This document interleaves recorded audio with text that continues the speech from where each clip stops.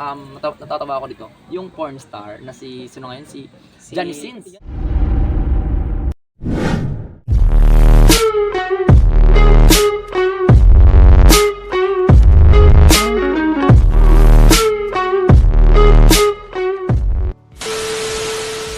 Good morning, Fearless Community! So nandito kami ngayon sa Sierra Madre na kung saan gumagawa kami ng level 1 and level 2 na mga training na para sa inyo. So ngayon guys, meron tayong kakwentuhan ngayon. Isa sa iniidolo ko dito sa networking. At dito sa community natin, walang iba si Coach Brian Galarosa. So yan Coach, pakilala ka naman sa ating mga viewers. Thank you sa napakalupit na nag-clean up po na pakilala sa akin. So by the way, ako pala si Brian Joshua Galarosa. At ako, trabaho ko dati, way back before.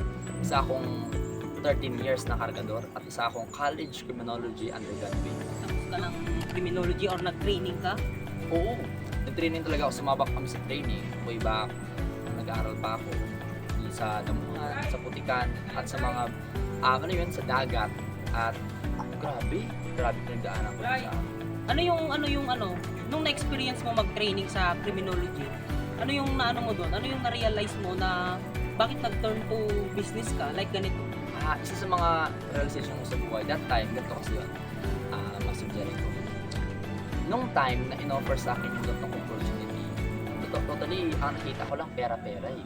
Pero nga lang, nilawakan ko yung isip ko, nilawakan ko yung mindset ko, at doon ko yung sinabi sa akin ng abogado yun, sabi niya, kung maganda ang gusto mong buhay, simple lang para malaman mo kung paano ka maging successful.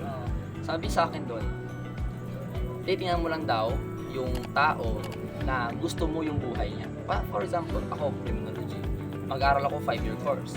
So ngayon, kung gusto ko ang buhay ng criminology, tatanungin ko ahead sa akin 5 years yung tao yun. Nga lang, ang pangit kasi doon, tinanong ko. Talagang tinanong ko yung pinakamataas. That time, ang taong yun, maraming utang, may sasakyan. So meron ka na palang taong nakitang nag-criminology? Oo. Yung tinanungan ko talaga, hindi lang 5 years yung agwat niya sa akin. 13 years ang agwat niya sa akin. No? Oo, doon ko talaga sabi ko, kasi yung future ko eh.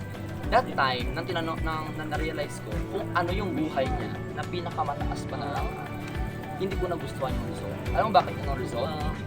May utang. Ang bahay, nirerentahan. May sasakyan, motor.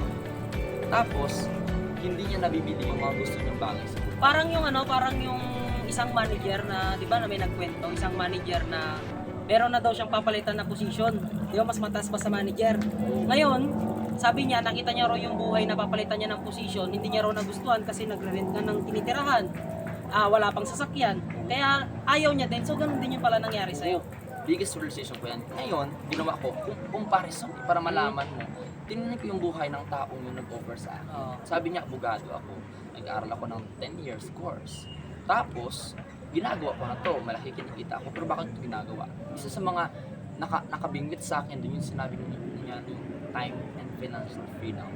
Na meron kang pera at meron kang oras. For example, napaka-anghel pala ng tao sa'yo na yun. So i-mention mo dito Coach, para makilala si Coach Attorney Drew Magturo. Kasi in that time na nag-offer talaga sa akin at doon ko na-realize, sabi ko, ang tao ko, malaki kinikita nito, matalino. Pero bakit ito ginagawa? So sabi ko, that time na sinabi niya sa akin na kung maganda ang future sa ginagawa mo ngayon, well, gawin mo yan. Kung gusto mo. Okay. Nga lang, hindi ko nagustuhan. So hindi lang pala basihan ng isang may professional yung pera-pera lang. Hindi lang pala basihan ng professional yung pera-pera lang. Ang basihan ng isang mga professional yung extra. Oo. At saka yung time and financial freedom, yun yung nagugustuhan. Oo, kasi karamihan ng coach ng mga OFW leaders natin na kung saan, ang gusto lang nila is pera-pera lang. Di ba nga sabi nga, marami akong kakilala, may oras, pero walang pera. Yun yung mga tambay. Meron naman din akong kakilala na may pera, pero walang oras. OFW. Yan, yung mga karamihan leaders natin, coach. Kaya pala, bakit yung professional nagta-turn to business? Kasi ang nakikita nila, hindi lang basta pera, kundi yung time and financial freedom. So, correct? Kasi ganito, sa ginagawa kasi natin ngayon, actually network marketing, isa sa pinakamagandang opportunity. Tama. Kasi dito, hindi kasi tayo hanap pera eh. Oo, tama. We are in a hanap buhay. Yes. Ibig sabihin, kung buhay ang pinaglalaban, dapat gawin mo, magsipag ka kasi buhay ang pinaglalaban. It's more on money, it's more on wealth. Kasi ang totoong wealth, may health, my lifestyle, and my money. Ito, ang tatlong combination ito yung tinatawag natin na power of humanity, na the moment na nabubuhay ka sa mundo, hindi lang pera kailangan. Okay. Kailangan mo din ng oras, na bibigyan mo sarili mo ng oras, ang family mo. Kasi ang wealth, kapag na-i-enjoy mo yung buhay, dun papasok yung tamang buhay. So, napakaganda nun. Napakagandang mindset dun, lalo na sa mga nanonood sa atin. So, ang last na questions ko sa'yo, Coach, kasi itutuloy pa natin to, may part 2 pa to tama? Diba? Ano yung nakikita mong advantages na potensyal ng mga kabataan ngayon sa more on mga kababaihan, Coach? Actually, Sa ganitong negosyo natin. Actually sa akin, kasi ang dami ko na nawakan, Oo, puro lalaki. At doon ko nakita na may mas advantage ang mga babae. Kasi alam mo, ang babae, unang-una organize. Yes. Organize sila at alam nila paano gawin ang isang bagay ng pagkasunod-sunod. At kapag na-master nila yun, grabe, oo, ginagawa nilang practice. Kasi ang mga tao sa for example, din naman sa lahat-lahat, pero karamihan ang lalaki, una, magaling, andun yung masipag. Pero darating sa time na natatamad. Sa babae naman nakikita ko, medyo sa una, hindi naman ganun kadali mag-catch up. Kasi ang utak ng babae at utak ng lalaki, mas malaki sa lalaki ang utak. Nga lang, ang babae kasi, sila yung tipong tao na, kung sa Ilonggo pa sa amin, id-id. Kung sa Tagalog naman, super organized. Yes. The moment ang tao super organized, ang isang bagay na mahirap, pag inaraw-araw niyang ginagawa, mas namamaster niya. Magiging habit. Oo, maging habit niya. And doon, unang advantages yun. Ang pangalawang advantages, ang mga babae, self-conscious and beauty conscious. Yes. Ang ginagawa natin ngayon, like for example, network marketing, importante kapag nagsisimula ka man na yung presence talaga ng feature mo. Kung maganda yan, at saka okay ka, mas advantage yun. Ang marami sa atin, di ba, sa bahay sa probinsya, bibili lang ng yellow, naka-lipstick, naka-ayos. Tama yan. Diba? Karamihan yan sa amin, Coach. Tama Diba? yan talaga yan. So, ibig sabihin maganda yun kasi advantages yun. Pangatlo, ito yung tinatawag natin, ang babae kasi, ma-pride din yan sila. Tama. So, ngayon, kung papasok mo sa pride in business, hindi mo hahayaan na ikaw, matatalo ka, malulugi ka. Di ba, example, sa lalaki at babae, sinasabi nga doon, di ba? Merong part na ang babae, kahit mali, tama. Yes. Di ba? Tama. Ngayon, Girls is always right. oo, Kaya, tama ka. Girls is always right. Yes. Pero the moment ang babae kasi, ang pride nila, ma-turn nila into business na hindi nila hahayaan na wala silang makukuha, wala silang matututuhan. And doon siya naging advantage. So ngayon, ang pag na-create na habit ng tao, ang ganong classic advantages lang sa mga babae, puputok sila. Kasi ang dami ko nakikita, like for example, sa mga uplines natin, sa Dream Chaser. Kita mo, di ba?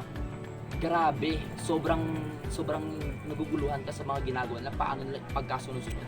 So, nangyayari, hindi sila sobrang stress. Yes. Pero nagagawa nila ng pulido.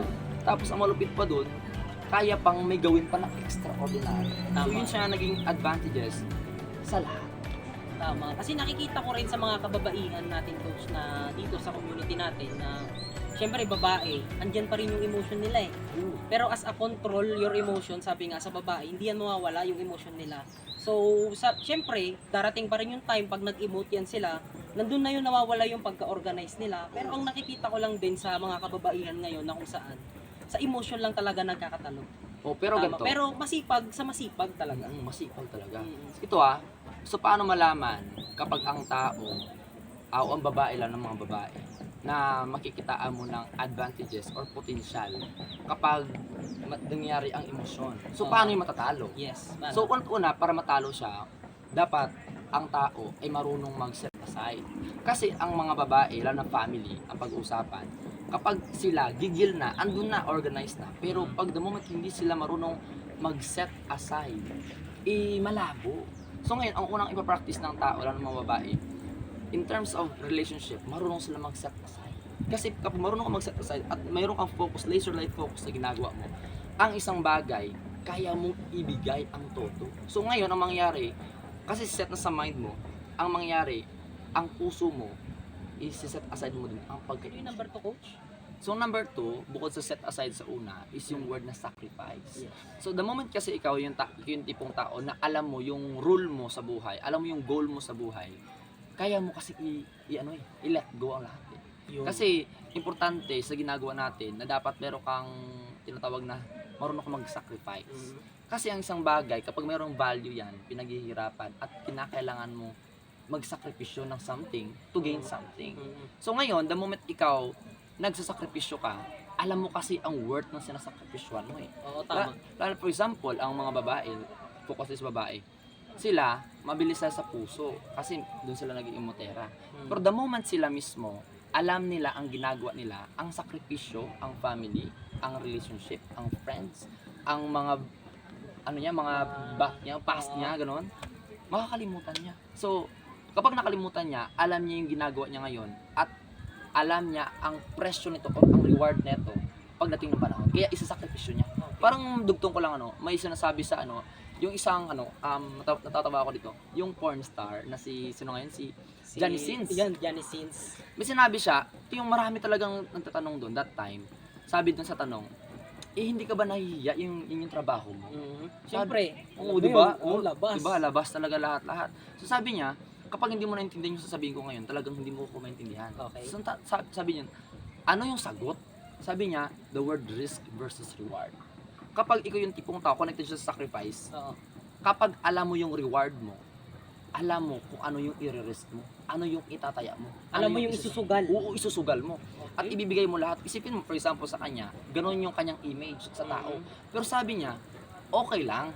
Kasi pagkatao ko to, kasi alam ko ang kabayar neto. Isipin mo, sabi niya doon, ganito ang nakikita niyo sa akin. Pero ako, ibang nakikita ko. Kasi kapag ginawa ko to, magkakameron ako ng malaking source of income at kaya kong buhayin ang buong angkan. Yes, tama. Ibig sabihin, ang goal niya doon, marami kasi siyang masisave na buhay mula sa hirap. So hindi niya pala din tinitignan masyado yung sakripisyo niya, lalo na image niya yun eh. Oo. Mahirap yun para sa tao, lalo na social media. Hindi niya rin pala yung tinitignan. Ang tinitignan niya is yung gift, yung reward, Tama. yung deserve Yung na sa kanya mangyayari sa kanya. Galing, no? Grabe. So yung ang pagkaramihan kasi, coach ng mga dito sa ganitong industry natin, hindi nila alam yung word na sacrifice and then ano na yung isa kanina? Set aside. Ang pagkakaintindi nila sa dalawa na yon, let go. Oo. 'Di ba alam mo yung let go? 'Di ba pag ni-let go mo, wala na yan. na. Adi kasi ang hirap kasi. Isasabihin lang sa iyo nang nagga-guide sa iyo na isakripisyo mo or iset aside mo yung family mo. Tapos ang pagkakaintindi naman, let go. Parang hindi mo sila hayaan. Pwede mo pa rin silang balikan. Ngayon, ipapaintindi sa atin ni Coach Brian yung kung ano ba yung pagkakaiba ng tatlo na yon, yung sakripisyo, set aside, and then let go. Yan. Para maintindihan din ng karamihan. So, una-una, papasok to sa word na let go. Okay. Ang let go kasi, may mga bagay na ginagawa natin before na hindi naman nagbibigay sa atin ng magandang resulta. Like, for example, ikaw, nandiyan ka ngayon, nagkikinig ka sa akin. Okay. Hindi mo pa kayang buhayin sarili mo, binubuhay ka pa ng family mo, o kaya nagpapabuhay ka pa sa taong tumutulong sa'yo. So ngayon, ginagawa mo ang pagjojowa. Oo. So ngayon, kinakailangan mo itong i-let go. Kasi, first and foremost, hindi mo kayang buhayin sarili mo, hindi ka din niya kayang buhayin, at hindi niyo pa kayang magbuhay, mamuhay. So kailangan mo itong i-let go. Yun Kasi yung literal na let go. Oo, let go talaga Okay. yun. Kasi, akala mo kasi maganda. Hindi siya maganda. To the point na hindi siya naging maganda. Kasi, ang nangyayari, ang resulta. Okay. Hindi siya maganda in the long run. Oo, in the long run, tama ang sabi mo. Hindi maganda in the long run kung ano yung pwedeng mangyari kasi sa ginagawa mo yan. Okay. So, walang mali sa pagjujowa. Kaso nga lang dapat mapili ka, mautak ka dapat. Hindi dapat ito. Kasi kapag ito, sabi nga 'di ba, sabi ni Upline Joseph Lim, when the poverty knocks, the love fades away. So, mawawala ang pagmamahal pag mahirap. Depende rin kasi yan sa jowa eh. Depende rin kasi yan sa jowa. Ili-let go mo yung jowa na hindi nakakatulong sa'yo. Isi-set aside mo yung jowa na nakakatulong sa'yo. Di ba? Dalawa yan, parehas yan. So yun yung let go. Yung mga hindi nakakatulong talaga, automatically let go. So next, ang pangalawa is set aside. Ang set aside, ibig sabihin, kailangan mo lang muna itabi. Yun. Itabi mo lang. Kasi may ginagawa ka, may goal ka ngayon Oo. reach. The moment makuha mo yung goal mo at magkakaresulta ka, Pwede mo siyang kunin or ibalikan. balikan mo siya. Okay. Automatic, balikan mo talaga siya. Kasi ang goal mo dito, maging successful ka sa ganitong ginagawa mo, magkakaresulta ka dito. At ang mga sinat aside mo, babalikan mo kasi mabilis silang akayin, mabilis silang tulungan kasi ang sarili mo natulungan mo na. Yes. Yung parang narinig ko rin na hindi ka makakasagip ng nalulunod kung ikaw mismo nalulunod pa. Kasi ang hirap nun. O parang sa Bible, sabi sa Bible, you can't give what you don't have. Ang hirap magbigay nang wala ka. Ang hirap tulungan. Tama. Ang hirap tumulong pag sarili mo, hindi mo kayang tulungan. Yes. So dapat mo siyang tulungan. And the last but not the least is the sacrifice. Sacrifice. Ang sacrifice kasi, para siyang came from the word, kasi nilagyan ko lang ang acronym, yung word na success. Yes. Ang sacrifice, kadugtong niya, yung success. Success. Magkapatid silang dalawa. So una, kung gusto mo yung success, unang maintindihan yung word na sacrifice. Pagdadaanan mo to. Oo, pagdadaan mo sa sakripisyo mo, lahat ibibigay mo muna. Aalay mo. Ngayon, ang magsasakripisyo came from the word success. Di ba? Una, S. Yes. Pangalawa is you. Ang dami kasi ganito. Ginagawa nila ang ganitong bagay, nagsasakripisyo sila, pero parang ang nagsasakripisyo yung pamilya nila. So dapat mo maintindihan na ikaw dapat ang magsakripisyo kasi alam mo yung goal, alam mo yung word na success. The moment maintindihan mo siya, ang sinabi ko na una, ano yun? Let go, maintindihan mo. Set aside at sacrifice. Kasi ang kadugtong neto is yung gusto mong buhay. Yes. Kasi Yun the word na success. oo. Kasi parang ganito siya.